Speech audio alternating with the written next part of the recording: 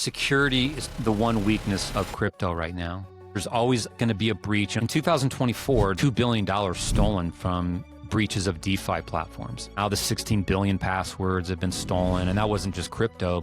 I think security is absolutely necessary. Efani is perfect for the mobile security part of it. And then you have to have the cold wallet, whether you call it a hardware wallet or a cold wallet. To me, for the mass market, Efani plus Tangem is just like perfect for the mass market.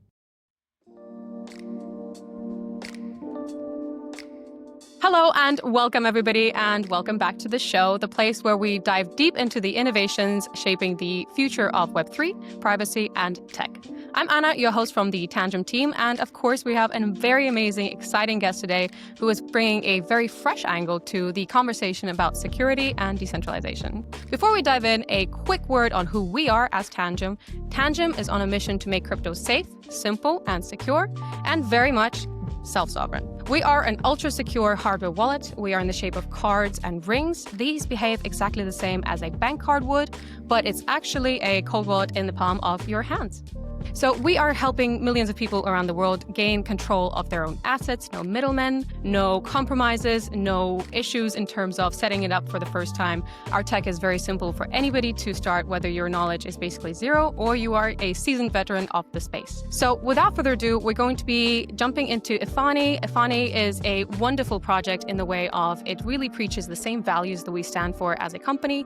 And although we typically tend to focus on projects which are a part of the larger Tangem ecosystem, we wanted to bring somebody on board who echoes our same values when it comes to decentralization and security and taking active steps to make sure that you are safe and being secure. So we're going to be joined by Mark. He's going to give a wonderful introduction on the product. He's going to give a short breakdown on how to protect your mobile security without any compromises, any tokens, any gimmicks, just solid security. So without further ado, Mark, hello and welcome to the show. Can you please give a short, brief introduction about who you are, what you're building, and what drives you as a person? Yeah, well, first of all, thank you, Anna, for having me on the Tangem podcast. My name is Mark Kreitzman. My entire career has been based around cybersecurity, telecom, and then the last 10 years really focused on mobile security. I'm involved in a secure mobile service, so sort of combined my interest in security, my background in telecom, and my heavy interest in the cryptocurrency space plays a part of that as well. Terrific.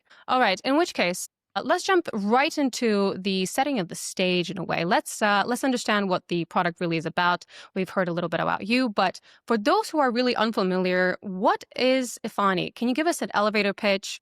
What problem are you trying to solve for everybody? Yeah, at a very high level, we are a mobile service provider that protects important people, important assets, important data. And so we resell AT&T and Verizon. We overlay SIM swap security to make sure your account can never be stolen away, to have your passwords reset. We add some privacy, and then we back it up with a $5 million insurance policy. So our goal is to provide the best mobile service with some international coverage as well, and to protect that insurance policy from never being used, which protects our customers. Terrific. And so you have this wide reach when it comes to where you are currently available. Is there some sort of limitation in terms of where your services are not available or where they are predominantly based? So I would say like 95% of our customer base is within the US. And then we also are growing in Canada. We plan to expand into Mexico as well. Our limitation is that we can only support US mobile numbers. We have customers in Bali, Indonesia, Australia, Cayman Islands, El Salvador. So we have customers all over the world, and there's just some limitations in terms of what you can do without additional costs. Mainly, we're protecting consumers as well as businesses as well in the U.S. Gotcha. Our audience tends to be mostly crypto users, and for those who really aren't clued in a way to what the purpose of Efani is, why is Efani's technology so valuable for crypto users? What is the edge for them? What is the potent layer of protection that they have that would be useful for them in managing their digital assets? Yeah, so about 80% of our customer base, possibly more, are crypto investors. So we have professional athletes, we have some people from Hollywood, we have CEOs of companies, but the general pattern is that they are into crypto. And then we have some executive protection and privacy people are now signing up for us as well. But how we intersect with crypto is that the easiest way for somebody to steal your crypto is to first steal your mobile account away and then use that to reset your passwords, your authenticator app, and get into your online exchanges and your accounts like Coinbase, for example. And we just had that recent threat against Coinbase, the $20 million ransom, where the hackers, scammers were buying information from the customer support of Coinbase and then doing social engineering against those customers. And the next step is now Coinbase will close that down. The next step from a breach like that is now they'll SIM swap people. They'll steal their mobile account away. And it's one of the reasons that Efani exists is because myself and the CEO both are SIM swap victims back in 2018. And we didn't want it to happen to ourselves. And we didn't know we had a business until all of a sudden when we said, hey, we got this service, and every time there was a data breach, people get attacked, and we kept getting more customers and customers. And that's why we also educate people on securing their crypto into a cold storage type solutions. But everybody needs sort of that exit, that ramp to get your crypto from cold sometimes to the market to be able to sell and trade. So they have a Coinbase account, they have Binance and others. And so we're there to help protect those accounts. But being a crypto investor makes you an indirect target, because they may target your crypto, but if they can't get into your crypto, they'll go after your iCloud, your web hosting accounts, your social media, your company accounts. And it happens all the time. It's in the news.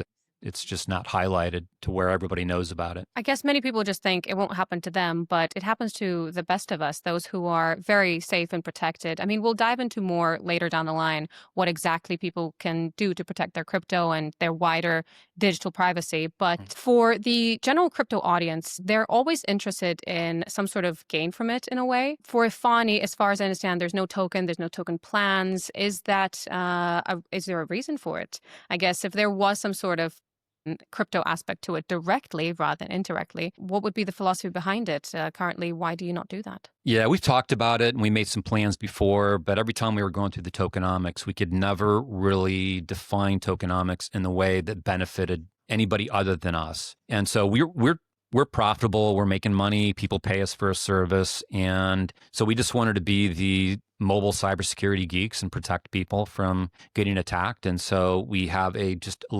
legitimate business, and we didn't want people to think that, hey, they've got this token, they're trying to sell it, trying to create some kind of Ponzi scheme. And we just wanted we wanted people to be focused on the fact that we provide something very real, that's very valuable, it's worth the money you get, and it's all about security, privacy, and peace of mind. Gotcha. I guess the next question would be quite a natural transition from your own personal story. You mentioned that you were SIM swapped, right?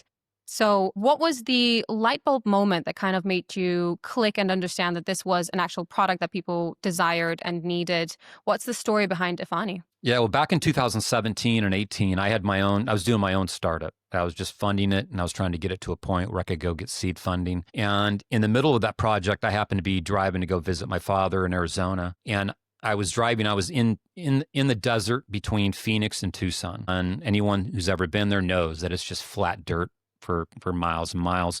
Right as I hit that sort of center point, I get this notice on my phone that says no network detected. And I'm thinking, God, I hope somebody didn't steal my mobile account away. I'm sitting there thinking, like, hopefully I didn't pay my bill or my credit card went past its validation date. And I had a choice. Do I drive 25, 30 minutes and then go into a Walmart or a gas station, borrow somebody's phone to call my carrier, or do I just drive the 50 minutes to my father's house? I decided to go to my father's house, and I drive up in front of the driveway, and the Wi-Fi kicks in from his house, and 6 password resets go up my phone. And I'm like, all right, the worst case has happened to me. I already see what's happened. And those 6 password resets are from 4 of the 6 were from accounts I really, really care about. One of them was a Coinbase account. And so it's sort of like my father wants to hug me, hello, and I'm like, hey, I got an emergency, and I call the carrier. Well, through that process, what I realized is that, hey, how am I able to even talk to you? Because I dialed your phone number. I dialed the 611 and got my carrier. And so how am I even talking to you? And they're like, that's a good question. First, they thought I was the hacker. They thought I was trying to manipulate them, but I got through that process. And then I was like, how am I even calling you? And he looks at the record and he says, after 61 minutes, they ported your number back to your phone. And so that freaked me out worse. At the time, I was like, oh, thank God I got my number back. And so then I had spent the rest of the day in the evening, like going through all my accounts and changing passwords. But then when it came time to sleep, I was like, what happens if they get me at 11 p.m. or like 3 a.m. and move that account back? And that was sort of the light bulb moment where I'm like, I was so angry and I couldn't sleep. And what happened over the next 60 to 90 days was that I didn't sleep much. So if I woke up at 3 a.m., I'm checking my phone. Do I have LTE? 5 a.m., I check it. 7:30 a.m., I check it. And so after about 60 days, I'm looking ragged. And I thought somebody had to solve this. And I didn't use Wi-Fi for like 3 months because I thought that would mask it. I'd wake up and I would have my messages and Twitter updates and think like everything's cool. But that was because the Wi-Fi would be turned on. So I found somebody on LinkedIn that said that they had solved the problem. And it turned out that they were working on another company, another startup that where they're building one of the biggest Bitcoin ATM networks on the planet. And so he was into Bitcoin, I was into Bitcoin. So we kind of hit it off. And I said, hey, this is what I do. I've worked for other founders to build companies. One got bought by Microsoft, and it's Microsoft's cloud email solution. I did another one for web security, and Cisco Systems bought that. It's like, I'd love to build this with you. And at the time, he had just built it for himself, and it was sort of a side project. And so the two of us were doing 7x24, the phones, not getting paid for, not paying ourselves for 9 months or more. And eventually the Ledger hack hit, and Ledger's entire customer database got stolen. Well, all of a sudden SIM swaps went off the charts because of that. And so we started getting calls at 2 a.m., 5 a.m., and we realized we have something now. And then that was when the hockey stick growth started. And SIM swaps have been a problem for over a decade. It's just that all of a sudden in crypto, it just exploded.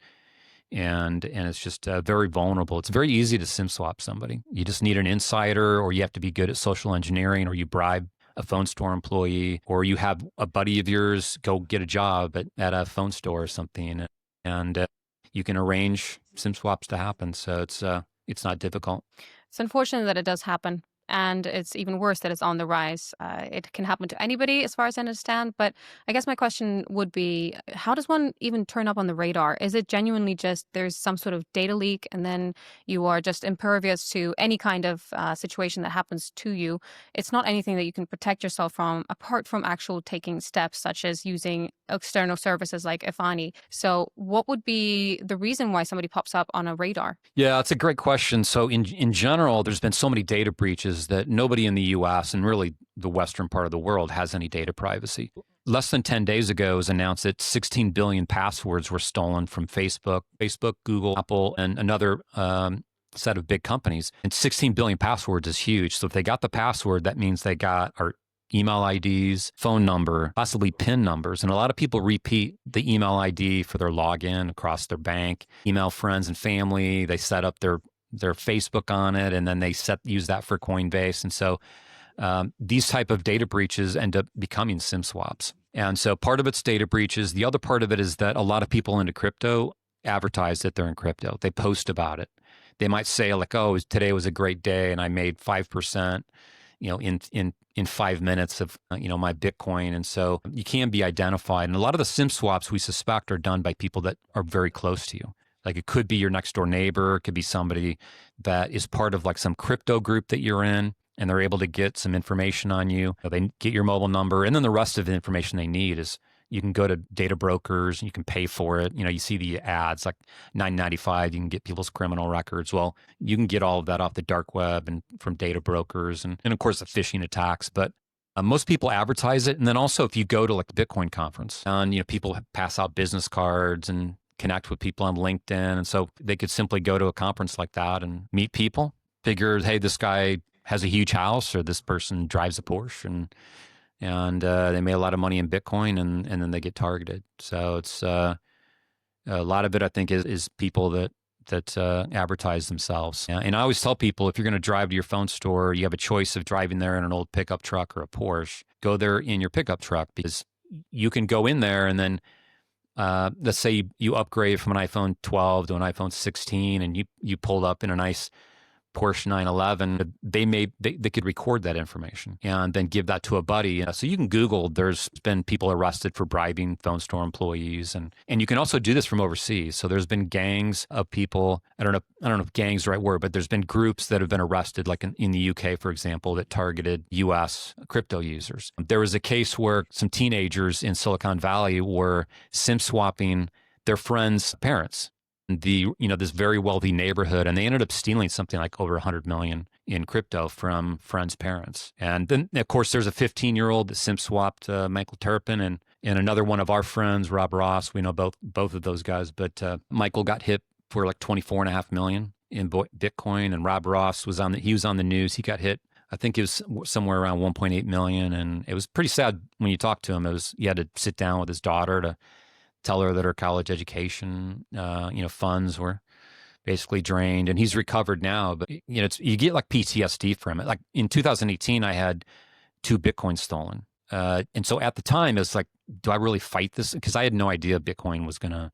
I thought it was gonna do well. I was like, okay, well, great. If it goes from 2,800 to 5,000, that'd be tremendous at the time. But, had I known it was going to be 100 plus, I would have fought a lot, but every day now I wake up, I have to do the math. And I talk to people that have been SIM swapped, call us and say, I want your protection. And this goes back like 3 or 4 years ago where they're like, I lost 600,000, I lost 250. And that's when Bitcoin was, 12,000, 11,000. So it's painful, but a lot of people don't realize the Bitcoin SEC announcement where it came out early, that was a SIM swap. So somebody at the SEC who controls the X account got SIM swapped. They ported their number over, and then some scammer then posted the early announcement, and that resulted in the loss or winnings of potentially hundreds of millions in that day off of that. And it can be small. It could be $1,000 worth of crypto stolen, but it could also be something that's sort of devastating and affects trading of crypto with something as big as an SEC announcement. Terrifying. Absolutely terrifying. I'm sitting here and at first I was just listening and going, yes, I've heard of this aspect. But I think it kind of hits home in terms of when you go to conferences. I mean, I personally go to conferences every day. I don't think about the kind of data that I'm sharing. I just go, well, here's my LinkedIn. But from there, you can find your email, you can find your phone, you can find everything possible. So even me, I'm just sitting here and going, I don't think anybody realizes just how vulnerable they are. Although the question started as the radar, how do you get on somebody's radar? It's yourself. You can be just a target just based on your own activities without even being in a compromising situation. It's a terrifying reality, and I'm glad that there's at least communication about it. I think sometimes we see maybe on Twitter the odd post, I got SIM swapped, but nobody really understands how common it is. It's very common, and it's very scary. And okay, enough being scared. Let's dive in more, I guess. So you're saying that Efani has found some sort of solution. What's happening under the hood? People are scared and they come most of the time, maybe after having some sort of unfortunate situation, and then they come to Efani. What are the safety aspects in Efani? What is the hardware, the software? I guess, how can we be sure that it's actually going to be of help? Yeah. So what we do, it's so simple. People will say like, oh, I love your tech. This is great tech. But what we've actually done is we've stripped all the tech out of it. And so we sell a mobile service and we don't give away things like free Hulu, free Netflix, free Disney Plus channel, whatever exists, just because that's data profiling, data collection. And then you have third parties that can collect that information. So we don't do any of that, and we don't sell any data. And the cheaper your mobile service is, typically, that just means that they're selling your data that much more. And so we sell to people. We don't sell people. And so we're not selling their data. In fact, we don't even collect their data. We don't collect their data usage. Now, what we do is when somebody signs up with Efani, they get to choose to use, for example, the AT&T option. So we port their number over. And then as soon as they're on Efani, we're unplugging them from these portals that all the carriers, all the stores, all the independent stores, a lot of people don't realize that a lot of the stores are independently owned. There's a lot of wholesalers, retailers. We're unplugging you from these portals because these portals are what these companies use to move your service from T-Mobile to Efani, from Mint Mobile to AT&T. So we're unplugging you from that. And everything we do from that point on is manual. So people sort of assume we have like stacks of servers and that we've got this AI applications or something, but we're unplugging all of that. And so we're just simply saying, we're going to port you over. We're unplugging you from these portals that allow anyone else to move you out. And then all the verification we do is manual. And then we're going through steps that the carriers could never do because, one, they would become nonprofit. They would have to hire thousands and thousands of people to do verification that we do. And also they have too many holes. So like these stores, for example, that's a big hole that they just can't avoid. you've got independent retailers, and who knows who they're hiring, what are they checking people's backgrounds, and so they've lost control in that aspect. And so we have to control the account. We do become your mobile service provider, and we go through 11 layers of verification, and customers can add a 12th step. So half those steps are just kind of logical things that you would expect, like what email do we have on file for you? And whether they get it right or wrong, it's like, okay, we just sent you an email and we need you to reply back to that saying this, or read it back to me, or what's your payment method? Because it could be, there's many different ways they can pay their bill. We're not going to acknowledge what that is, other than we'll say, like, we just sent you a credit, and then they have to understand that. So the riskier the transaction, like a port out, we're going to go through all 12 steps and make sure that we're never going to give that mobile account to somebody else. And it's as simple as that. We believe in maintaining the chain of custody. So we're protecting that SIM, and the SIM itself would be encrypted on that SIM, all the data, and we're protecting that carrier from ever being able to move your account out. Other than that, we believe in maintaining the chain of command, because when you start manipulating data, it's fine to wrap your data with a VPN, because you're not manipulating the data stream. It's when you start to actually manipulate the cellular activity, when you're actually creating holes and not protecting it. And so it's a very simple offering. The beauty of it is that it's designed so that if you're on AT&T today and you switch and now you're using AT&T through Efani, you don't do anything different in life. You're protected from SIM swaps. You have privacy in the sense that we don't even provide the carrier your personal information, and you're insured. But the way you use your phone, you pick it up, you make calls, you text, you use your data the same way that you do today. Of course, we'd want people to not click on things, and like we always tell people to, and just be careful about that. But there's no change in the way that somebody needs to use their phone to use Efani. I guess that kind of builds upon something that's curious for me going down from this, right? So you have all of these internal processes, but for the end user, is there any changes that they really notice? You mentioned before that, yes, there's not a visible change. They can still do all the same things, still use the internet, call, texting, etc. How easy is this switch for the average user? Is it without friction, or is there any steps at the setup process that kind of make it a little bit harder just to get started? Yeah, well, if you've ever gone into a phone store and bought mobile service, and you go through that process of maybe 10 minutes, that's the same way you'd go through that, but it would be over a video call like we're having now, for those people who are comfortable with the video call. And so the process of switching over, it's pretty quick. And the only thing that they need to do would be to reset their voicemail. That's about the only thing that changes. You don't have your apps don't recognize that you've changed mobile providers or changed your SIM or eSIM, and so your authenticator apps work the same way. Your Tangem app works the same way, and so other than those two steps, there's really no other changes other than we provide more than what the carriers provide. So we're actually giving you, for example, AT&T Plus. So there's some additional features that we're providing, even beyond the SIM swap security and the insurance. Let me get this straight. It's easier, it's better, it's not in any way hindering the process, but there's no selling of data, there's no token, there's no ads. What's the catch? Where's the sustainable business model? What does the long-term success look like for Efani? Yeah, so our long-term success is very simple, that we provide great value, and the value equals the price or better, so that people just don't leave us.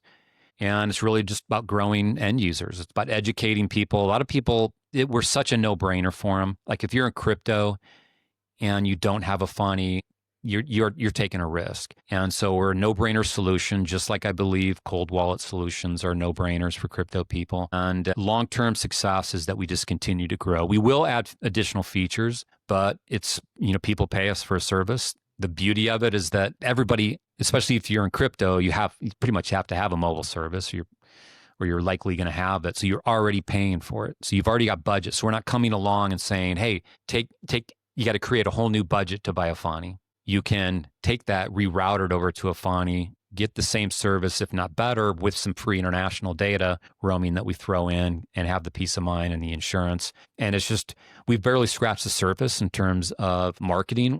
We had, for a long time, we had to sort of limit. So we're just now starting to pay for marketing, and because we've had so much growth, all these data breaches, and we're lucky in the sense that we have a lot of influencers in the crypto space, especially, that did reviews on us with no monetary exchange. They would just became fans, and some of them we didn't even know they were customers. They just did videos on us. And then we eventually said, okay, well, this works really well, so let's just make an official program for people that want to promote Efani. And one of the reasons we had to do it is because a popular influencer posted a video on a Friday at around 6 p.m. on half the team was about ready to go home, and all of a sudden the phones just started ringing. So we thought, hey, you know what? Well, if we partner with people, we'll have more control and say, yeah, please don't post on a Friday at 6:30 p.m.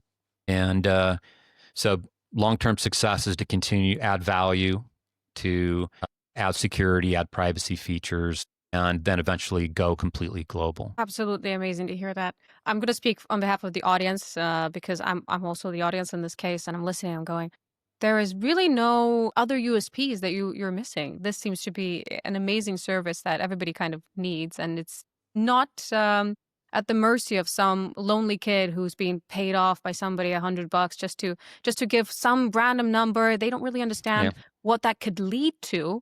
So it's not the kid's fault in a way. They don't understand how unsafe we truly are. So to think that is the only thing standing in between us and crypto, we have all of these massive steps, and we all use sort of password managers, VPNs, and we have different emails for everything.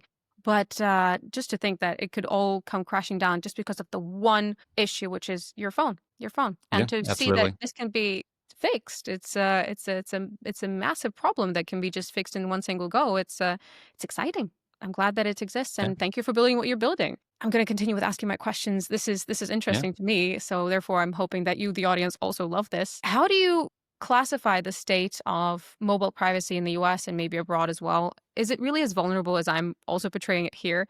Or is it a little bit better? Is there hope, I guess? Or is Efani sort of the only way out? Yeah, I think people would be surprised at how vulnerable mobile service is. And there's so many data breaches, even the carriers get breached. So AT&T just last year, within the last I think it was about 8 months ago, got breached for call records and SMS records on 109 million, I believe it was, of their customers. And they only have like 120 million, which means that those people's call records and SMS records can be put into an AI. Now imagine if AI were to go out and connect all those mobile numbers with names. And if you're in my phone directory and then George is in my phone directory. So AI could actually learn about you, could learn about anybody else that's with Tangem or has talked about Tangem that's and it could text me as you and say, hey, have you talked to George in a while? Because the AI would know that George is also, and so, these kind of things are going to get kind of crazy. And so, you can buy people's call records. National Data Group got breached in the last 8 months for 2.9 billion records, and National Data Group is only for U.S. citizens. So there's only 332 million of us, I believe, and so that means they have. And so if you ever had a background check, then you're in that database, and that means that 2.9 million records means that background checks are going to come up with information on your parents, your cousins, your kids, all the family members. And so the 2.9 billion is basically multiple generations of U.S. citizens that are out there and accessible. And so the only thing you can do is take security and privacy yourself seriously, and then do what you can to protect yourself. I've been definitely fear-mongered. I've been bamboozled by the greater system. I've been misled as everything being safe. I don't want to fearmonger in any way, but it does sound like, I don't know if you've ever seen true crime dramas, right? But it is a common theme that it would come down to 30 years ago, we collected some DNA, and now we have a brand new way of testing and connecting different information, and we found this distant relative, distant cousin, and therefore we know the entire history of your entire bloodline. So this feels like it's the same way. You have one phone that is hacked. It could have network knock-on effects over time that expose more and more and more people. So I don't want to be all fear-mongering, but it's more pertinent than ever nowadays to take real good steps towards protecting your own data.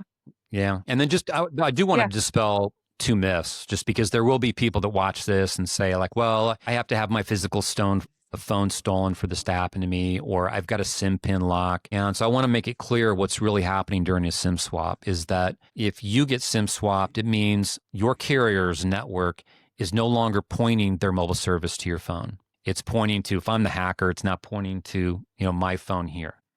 And what that means is that your phone and everything you've done to your phone in terms of investing in security and VPN and antivirus is not even part of the equation. You could do a SIM pin lock. You can encrust it with $10,000 worth of diamonds. Doesn't matter. You could put it in a Faraday bag, drop that in South Lake Tahoe. It does not matter. A SIM swap means that your phone is completely out of the equation. These hackers are simply using things like forgot password, right? Like you get people make the mistake of not realizing that when they send their email out, that if they use that to pay their bills and things like that, or their bank or their crypto account, they're handing out their login information. And so the hackers already have half of it. And then you could take all the emails of anyone who sent you an email in the last year, go over to Coinbase, put it in there and hit, say, forgot password. And it's going to give you a reaction, right? So it's going to say like, enter the 6-digit password or say, enter the authentication app code. And so if it says authentication app code, now I know, well, if I need to SIM swap you, I got to reset your authenticator app. So I'm going to have a pre-built strategy of what I'm going to do. If you're a big enough target, now that may be enough to just get the hacker to move on, but you got to be really careful about what information you're putting out there. Absolutely crazy. I think, again, I'm not fear-mongering. I'm going to ask a question after this. I'm going to start with a little bit of a personal story. The question is a little bit more positive, what steps we can take, but it kind of hits you. I'll start with a personal experience. I once gave out my phone number randomly, and from there, it then so happened that this person could then have all of my information, my legal name, my email, my registration for my business that I used to have a long, long time ago, et cetera, et cetera. And from there, you kind of realize, oh my goodness, I'm so exposed. And I think what I'm trying to get the audience over here to understand is it would be really great, take it from two people who have had unfortunate circumstances. It would be really great if you really took this lesson to heart beforehand, before something happened, before something was already too late and you've learned your lesson. It's a little bit scary, but it's also a necessary kind of scare. We're not here to scare you into oblivion and say that you should never be on the internet and you should stay at home and do nothing. Of course not. But it's important to realize those steps by listening to people rather than learning it on your own skin. So from there, I'm going to ask you, Mark, what kind of steps can people take in terms of protecting themselves? We heard a little bit about, I think everybody on YouTube have heard the age-old, you should use a VPN to be safe and protected. And there's a lot of other things that come across, sort of digital hygiene. People say use different emails, to use different passwords, etc. Is there anything else that people can be doing to protect themselves? What's something top of mind and then second priority, I guess? Yeah, so it's a great question. And that's kind of an interview potentially just all on its own. But, there's some simple things that people do when because I talk to most of the people that have been SIM swapped. So I'm sort of the security geek here. And so I like to hear what's going on and how they got SIM swapped so we can understand the new methods, because they always change. Carriers put up a new method to secure something and they change it. And so I would say that the patterns are that people use the same email that they set up their phone on, that they set up their Coinbase or their Binance account with that same email ID. And they use that same email ID to register on websites, to get free AI tools or email friends and family. And you just got to remember that you're sending out your login information, and you just don't want to do that. So I have PTSD over mobile hacks because I'm a victim. So I have a long list of different email IDs. I only use them for very specific reasons. Like when I have both Android, Graphene OS, and iPhones, I set those up with an email ID that I don't use them. If I have to set up a phone with an email account, it's only to set that up, and I don't use it for anything else. So to separate things out, and then I'm going to assume that 99.9% of the people that watch this video are into crypto, and they have to move their crypto into cold storage. It's very, very important. So at least take that part of it, because losing your crypto is going to haunt you every year that goes by, and every time it goes up. If you truly believe, like in Bitcoin, for example, and I believe Bitcoin's going to go to 1 million plus, it's just a matter of time, that it's a very painful thing that if you're a victim. So things like VPNs, I use a VPN 100% of the time. I have multiple VPNs that I use for different devices. I do that just because of it hides you behind an IP address out in the cloud. It doesn't do a whole lot more than that, but it's at least something. And then I'll always remember that you can secure yourself as much as possible, but you can't control what other people do. So you might have a CPA that gets SIM swapped. You might have a doctor that gets SIM swapped or have a data breach. So be careful also about the information you send to other people because you're reliant on them being secure as well. There's no such thing as too safe. I think that's Yeah. the big ethos. There's no such thing as it's not going to happen to me. I'm doing everything right. And any kind of excuses that you are possibly saying to yourself, like let's say I've used this one in the past. I'll use myself. I'm not a perfect human, but sometimes I switch off my VPN because I go, it's going to be too hard. It's going to be too slow. It's not going to be enough for me. But it's generally that one experience can have a knock-on effect. And of course, if somebody else is being SIM swapped, then you are also going to be part of that network effect. So like Mark said, if your doctor is being hacked, then there's going to be knock-on effects from that. Of course, this is always the worst case scenario, but wouldn't you rather take steps to prevent from you being in that worst case scenario, in that one person from a myriad of other people that gets affected? Take your self-custody seriously. Take your phone seriously. Take your safety and the security of your kids, your friends, your coworkers seriously. It's wise to give out that advice, and especially crypto communities. I was going to naturally lead into the next question. Crypto communities, they understand in theory why this is an important thing. What excites you about this space? What's the synergy between the two spaces? Where do you think that both the blockchain tech and telecommunications tech, how they can be mutually beneficial to each other? Yeah, I think that security is maybe the one weakness of crypto right now. And if there's always going to be a breach, it was in 2024, there's $2 billion stolen from breaches of DeFi platforms. And, now the 16 billion passwords have been stolen. And that wasn't just crypto, but it could eventually affect people that are into crypto. So I think security is absolutely necessary for the blockchain and the crypto space to survive. Like, I'm a big believer that our money will be digital. It's going to be stable tokens. It's whatever. It's, I'm not trying to pick. I don't know which one's going to be the winner, but it could be USDC. It could be Ripple's new stable token. I don't know, but we have to have security. And so I think that's where the intersection is. But in terms of, in general, just, blockchain, to me, I'm anti-censorship and I like self-sovereignty. And I've always disliked the way that the banks have just too much control. Just to give another story of how I really became a fan of crypto is that I invested in real estate in Asia. And in order to do that, I was wiring money every single month to make payments in these developments. And so I would send a couple thousand. I'd have to pay currency conversions. I had to pay, at that time, was $45 to do the wire. I had to wire transfer. I had to go into the bank. Every once in a while, it would take 10 days to get there. Something would happen. And then one day I owned some Bitcoin. I was in a taxi cab in New Delhi, India. And I needed to make a payment like that day to a bank or I was going to get penalized. And so I knew somebody that had a crypto account in the country where my properties are. Just in the back of the taxi, I sent them a couple thousand in Bitcoin. And like 30, 40 minutes later, it shows up. They were able to transfer it literally in 5 minutes to their bank account. They made the payment for me. And from that point on, I have not done a wire transfer since around, I'd say 2017. So to me, that's exciting. The fact that I don't have to ask anybody for permission. So I look forward to when Tangem, eventually rolls out like payments, the payment system and things like that, it's going to be, I know we're watching history, I think. I think so as well. I think in 10 years' time, it's going to sound prehistoric that we used to have to ask banks to send our own money across the world that is already connected to get your own money into another owned account. That's a little bit insane. When you really think about it, the alternatives are already here. Like you've been saying, it's been here since 2017. You've been using it. Even myself, I don't remember the last time I made some sort of purchase and in a way had to wire something over. It's just not something heard of. I even pay rent with crypto. I just send it over to somebody else and bish bash bosh, we're done. It's as simple as that. And I think you're right.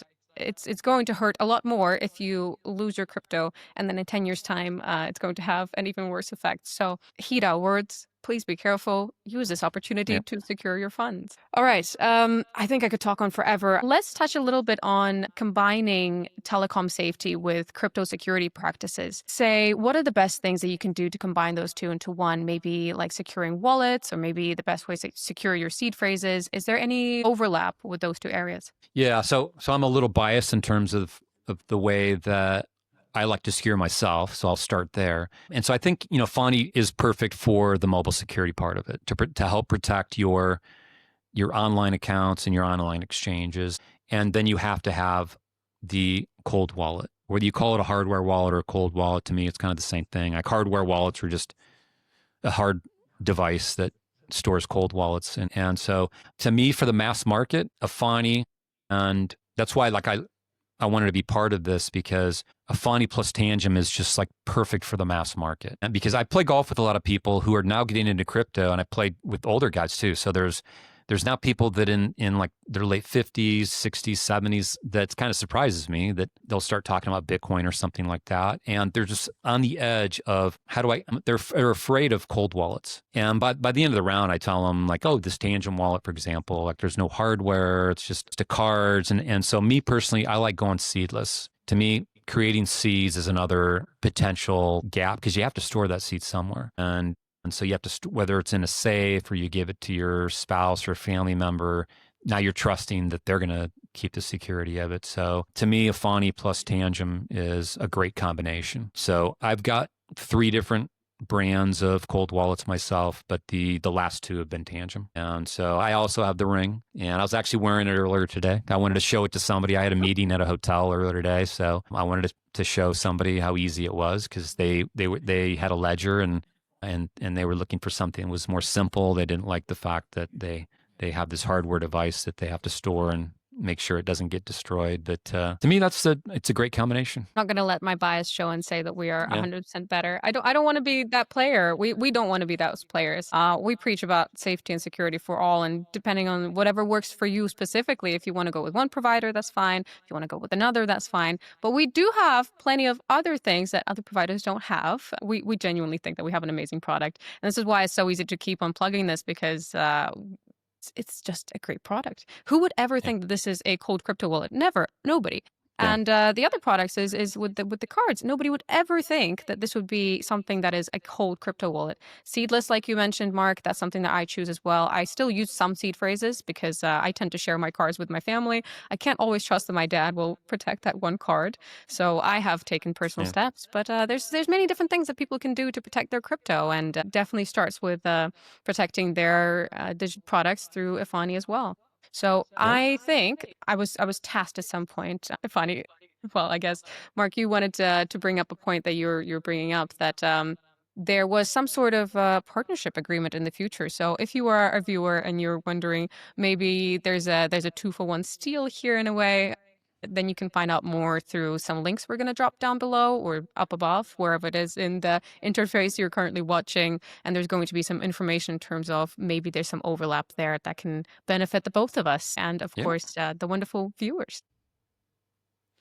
As parting wisdom, Mark, if you could impart on us some information about what's coming up on the horizon for Efani, maybe a roadmap or something that's maybe more interesting to people. You know, you've already done the replacement of telecom providers, but maybe there's above and beyond features that everybody should be excited for. Yeah, so some recent additions, in addition to like what AT&T would give you, is we've started to provide international free data roaming. So if you're on Efani and you were to go to Thailand or UK or El Salvador, you get 10 gigabytes of free data roaming. So when you land, you're secure and you can keep in touch. If we also enable Wi-Fi calling globally. So if you're behind a Wi-Fi connection, when people call your number, anywhere you are in the world beyond Wi-Fi, it'll ring. It's free, and you call back to the U.S. Your phone will act as if you're in the U.S. And another nice new feature that we've started doing is a dual eSIM setup. For anyone who has 2 eSIMs available, we set up your eSIM 1 with your voice and your SMS, and then eSIM 2 with a data-only eSIM. So your eSIM 1 could be on AT&T, and then your data eSIM is roaming wherever you go in the world. It's going to use the top 3 or 4 carriers in whatever country you're in. And so if you're in the U.S., then in Dallas, you might be using AT&T data, but if you go to Dallas, the Fort Worth area, you might be using Verizon data or T-Mobile data. Same thing in Mexico. We've had customers that we've given this to say this is a game changer. We had a recent business customer that does business in Mexico say this was a game changer because they were using AT&T and they lost connectivity on their AT&T service, but because they were using our dual eSIM setup, we switch their data without them having to think about it. It's switched and they got coverage on the Efani service. So it's expanding your data coverage.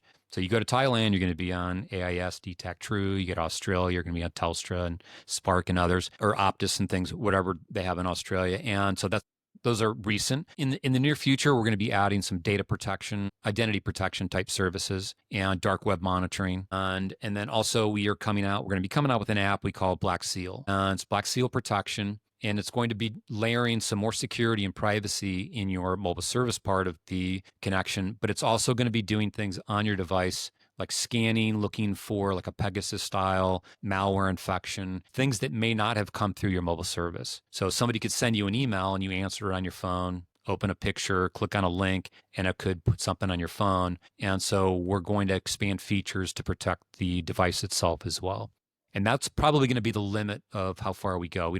We want to be agnostic to what phones you use and other devices. We just want to be the cybersecurity nerds of the mobile service, all the way down to your SIM card and any kind of infection you could have on your device. I think being a cybersecurity nerd is the biggest badge of honor one can be. It's the same with us. If somebody calls us really safe and secure, that's great. Yeah, but we're also yeah, usable. yeah, And that's yeah. the great thing that I think unites both of our ethos is it must be simple and safe. It doesn't have to be cumbersome. Like you mentioned, it's not an additional cost. It's not an additional thing that you have to buy in order to safeguard yourself. It's just you've already budgeted for the safety of your SIM, like you pay for this already, then why not just make it a better option? In that way, I think a small price to pay as well is hardware storage. It's something that can protect you from any kind of issues in the future. You definitely need to have at least one of the devices when it comes to Tangem in order to make any kind of authentication for your transactions. And in that way, you can be sure that you are the only person who is ever going to have access to your crypto funds. That's definitely something that you and I both have in mind when it comes to protecting people. All right. Mark, this has been a lovely conversation. We're just going to end up just making some short rapid-fire Q&A section. This is Okay. A very fun, sort of a memeable format, like I mentioned, which is just going to break down even quicker what we think about something. All right, quick fire, think fast. First thing that comes to mind. Favorite security tool other than Efani? I'm going to say, in general, Signal. For crypto users, Tangem. One Web3 project that you admire? One I admire, it's called Helio, HEL.io. It's by two coworkers that I was at another startup with. They came from cybersecurity with no experience in cryptocurrency in a business sense, came into the crypto space, Web3 space in 2022, founded a company, and a couple months ago, they sold it for $175 million. And they basically recreated Stripe on blockchain. And they came in, two smart guys, cybersecurity guys, came into the crypto space, and without having a token, without the FOMO, without the big community to convince everybody to invest in, they went and built a service that makes money, people pay them for it, and they got acquired by MoonPay, and now MoonPay is going to be the leading crypto payment system probably on the planet at this point. All right, next question. Help. I've been SIM swapped. What do I do? You call your carrier immediately, get verified, and then shut the service down and then deal with your problem. What is the biggest misconception when it comes to mobile privacy? That there is none, that you have no privacy. Your data's out there. What is scarier, a SIM swap or a phishing attack? So a phishing attack is gathers the data used to do a harder hack. One of those harder hacks is the SIM swap. A SIM swap is a hard hack where your mobile account stops working, can't even call your carrier to complain, you got to get to another phone. So SIM swap's definitely much worse. Okay. Hot take. Are AI-powered privacy tools the future, or are they a privacy nightmare? They are both. And at one point, AI will be defending from AI, offense versus defense. All right. Last few couple of questions. VPN, overrated or underused? I think that everybody should use a VPN 100% of the time until something doesn't work. Turn it off, see if it works. But I push people to use it 100% of the time. It's the old, have you tried turning it on and off again? Yeah. All right. Exactly. Final question for today. And then, Mark, I'll let you go and do the wonderful work that you are doing. What is the best way to protect your crypto assets? Maybe it is having something on your devices separately or just basic digital hygiene. If you want to protect your crypto and have it absolutely be secure, you got to move your crypto to cold wallets. That's just it. You just have to. And if you're not doing that, you're gonna possibly pay for it later on. As I like to put it, a lot of people complain, well, you don't have everything. I can't move everything over to you. Well, in the event that something happens, wouldn't you rather have at least most of your bag protected? And that way you Yeah. can sleep easy, knowing that you are at least a little bit more safer than you were without this option. So for that case, I think we both agreed that hardware wallets are great, and making sure that you are with the right mobile carrier is also a wonderful idea. Not to endorse or promote, but it sounds like Efani is something that I'm going to be also looking into for myself because, well, it's a no-brainer. If something works and it's the same experience, just a little bit more safer, then why not take it? And that's kind of what we preach over here at Tangem, making crypto safe, simple, and secure. It doesn't have to be complicated, doesn't have to be anything that you are scared of. We try to make sure that our products are as easy as possible. So you don't have to hide anything from yourself. You don't have to worry about anything. And that way, everybody can be safe. Right, Mark? Absolutely. And do you mind if I throw in what we're going to offer with Tangem? Throw in, but keep in mind that we might change this offer down the line. So if you're watching this and you're seeing the link right now and it's working, go take advantage of it. Efani is big fans of Tangem, and we want our customers to be part of the Tangem community as well. So the more secure their crypto is as Efani customers, then the happier we are. So we are going to run a promotion till the end of the year where if somebody comes in to Efani and you go to efani.com/Tangem and you buy through that page, you buy the Efani service through that page, once you get activated, we plan on paying for and giving the new Efani customer a Tangem family pack that's valued at, I believe, around $130, $135, somewhere around there. And so that's going to be on Efani as appreciation for somebody that's going to get Efani and also secure their crypto. Terrific.